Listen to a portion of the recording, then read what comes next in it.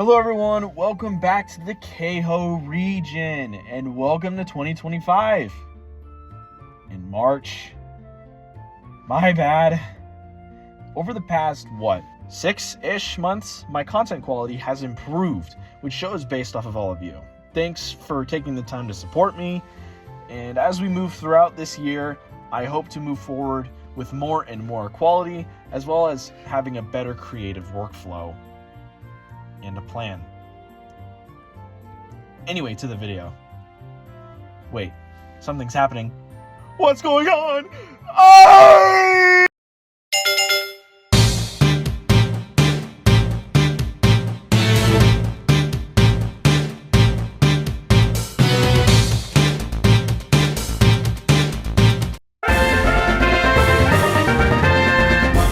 Higher quality? That's insane! Woo! Today's video is on a subject that y'all have been requesting and has been in the works for a long time. And of course you knew because of the thumbnail and title. Slashers. For those who don't watch horror movies or aren't educated in the genre, slashers are an iconic subject within horror movies. Slasher movies are typically a killer or group of killers that stalk and kill a person or group of people. For example, in Nightmare on Elm Street, Freddy Krueger stalks and kills the kids who he had harassed from his past, and primarily focuses on Nancy, his quote favorite. Gross. So today, I finally decided to answer your screams and pleas with this video. Slashers and Pokemon. Let's get to it.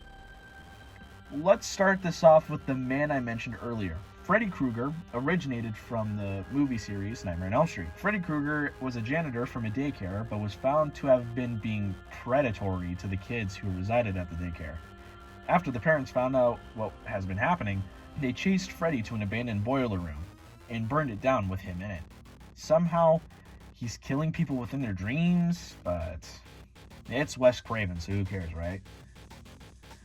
Freddy has always been depicted as a joker, even in his mortal life, consistently pulling one-liners and jokes, even when being born. It's a boy! So it seemed obvious to turn Freddy Krueger into the animal that's known for being chuckleheads. In case you didn't get it, Freddy is becoming a hyena. This first evolution isn't exactly my favorite, but that may be because of how dark the colors are on the design. Honestly, thinking about it, this one could get a redesign with fewer and brighter colors. However, this guy does look, in fact, very silly. Jokub, the silly Pokemon, a steel type. Jokub are known for being jokesters and tricksters. The tricks they play on Pokemon and trainers alike aren't meant to be hurtful, but can be taken too far. This next evolution will fully realize the identity of Freddy, as well as pulling together the death of the character. This evolution references more to the 2010 remake when it comes to the scary factor of the character, rather than the comedy of the original. The pose is pretty dynamic, and I really like the burn patterns on its legs and face. By the way, I forgot to mention, this new shading style is experimental here, so let me know if it's for better or worse than my old style, but I like it. Hykruel, the cruel Pokemon, now a steel fire type. Hykruel are very different from the pre-evolution. Their jokes now go as far as enough to hurt and even kill Pokemon or trainers. Thankfully, they are hardly spotted in the wild. Yet most children say that they've had instances of seeing Hykruel in their dreams. I like this Pokemon. It really adds to the horror now that I'm adding horror icons into the region. The shinies of both Jokub and Hykruel are both based on a certain appearance from a variant of Freddy that comes from, I believe, Dream Warriors? Super Freddy! Super Freddy sucked. Also, Hykruel has a special evolution condition, which is that you must defeat 3 of the same Pokemon to evolve after level 22, which represents how cruel the jokes can be and how it turns into a being that enjoys the pain of others, just like Freddy. Next on the list is probably one of my favorite Pokemon ideas, which is the killer of many identities, and I mean many. Of course, it's Ghostface from Scream. When I say this, I mean that Ghostface is typically a different person every movie. but there is some old killers that make a reappearance. We also get to see how many different costumes there were in Scream 5 or 6 in the Ghostface museum scene. So this gave me an interesting idea. Make this an object model. You'll see later. First evolution, I wanted it to make one less of the Scream Ghostface, but more into the route of Scary Movie, which adds the comedic side that Ghostface tends to cover in the Scream movies. So it will be a silly baby ghost taking on the appearance close to the "what's up" expression.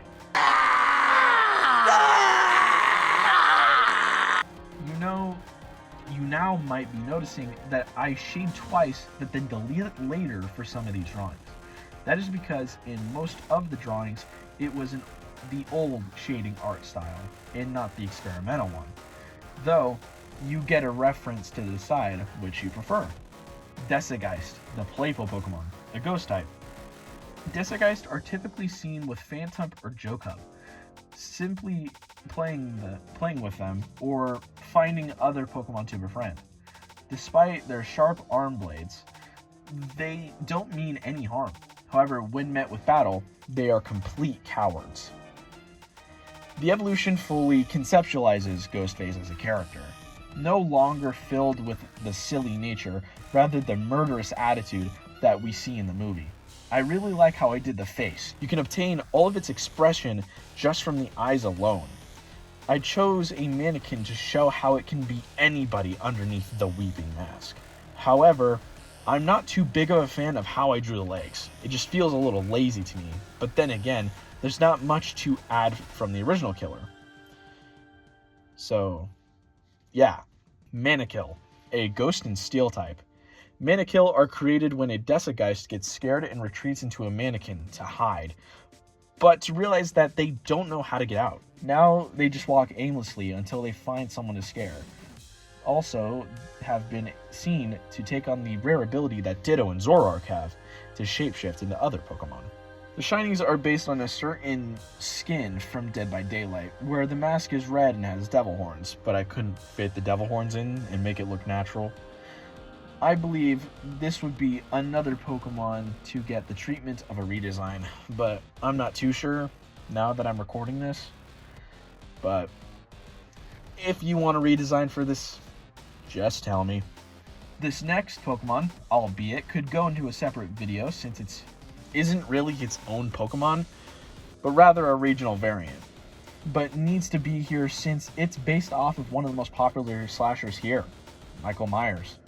Michael Myers was an interesting person to turn into a Pokemon, since he hardly changes. The appearance staying pretty consistent in the Halloween franchise. The only massive change was during the fire that was meant to symbolize the end of him, like a coffin. However, he lives from that. But like, how? Wait, coffin. I've got an idea! This was a perfect choice in my opinion, though I do wish sometimes he were his own Pokemon, because it just felt a little lazy to rip from an existing one. But it's still really good as a Pokemon. Taking Yamask, or replacing the mask with a different mask, I've actually seen something familiar like this in the past. I think I saw it from a Pokedex filler short. I don't really remember. But it was a Yamask with Jason Voorhees mask instead of Michael's.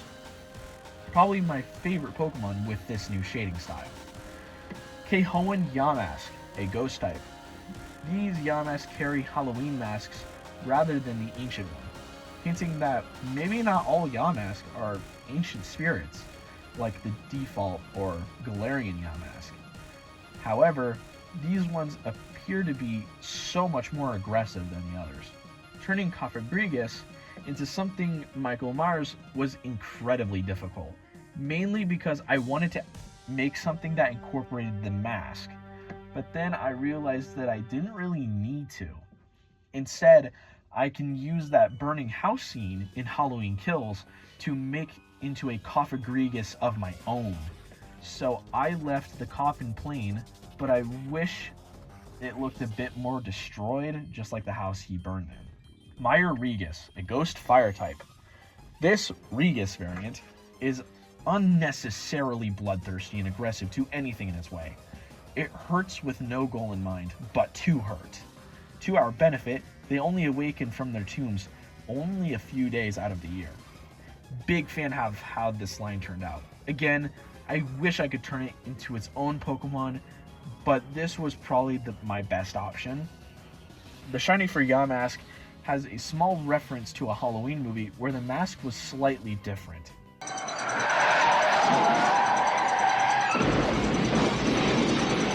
The final line today is based on a killer that is arguably the most popular amongst all four today.